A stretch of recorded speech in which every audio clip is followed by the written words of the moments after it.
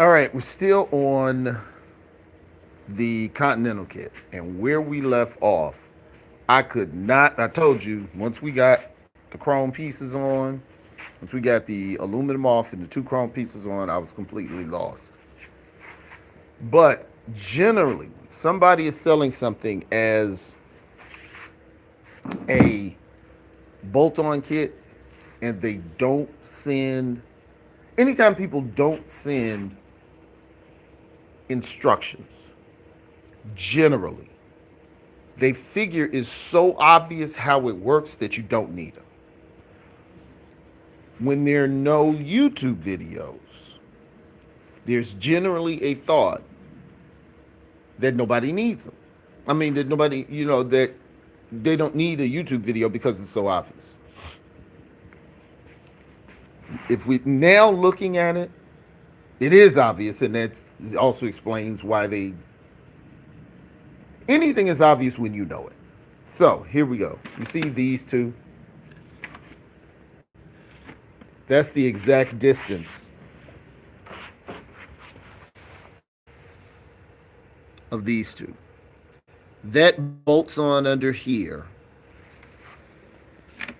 We drill one or two bolts, holes into here, bolt that onto there.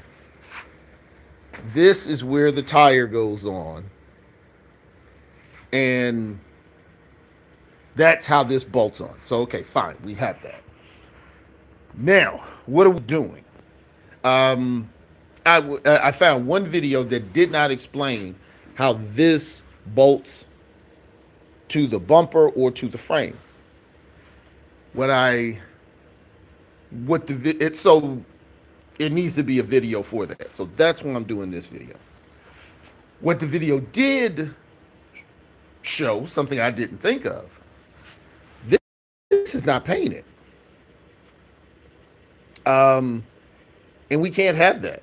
We got all this beautiful chrome, and at any angle that this would be seen, we need this right.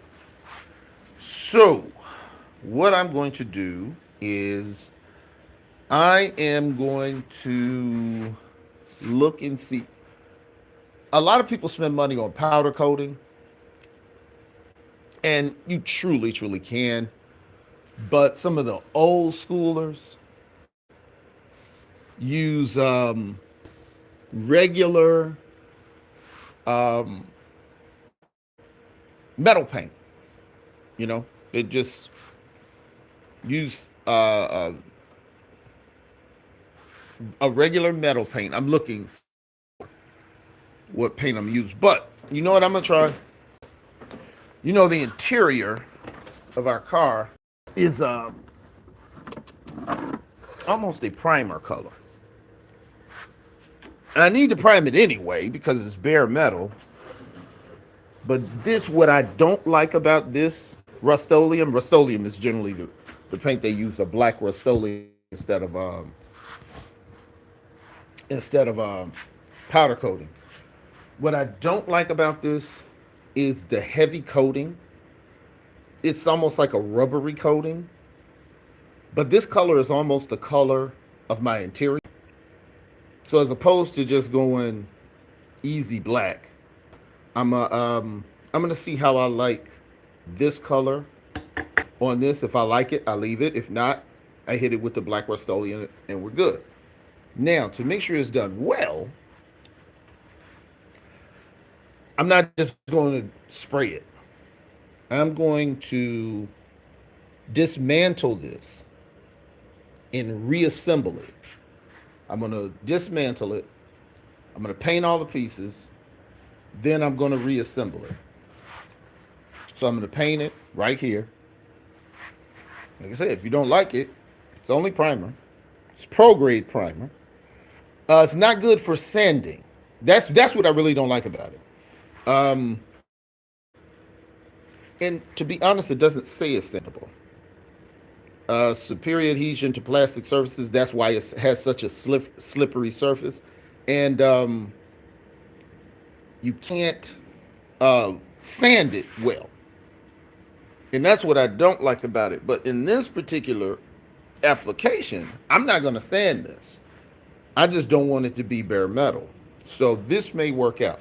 So all of these little pieces that are bolted together, I'm taking these bolts out, taking these bolts out, this bolt out.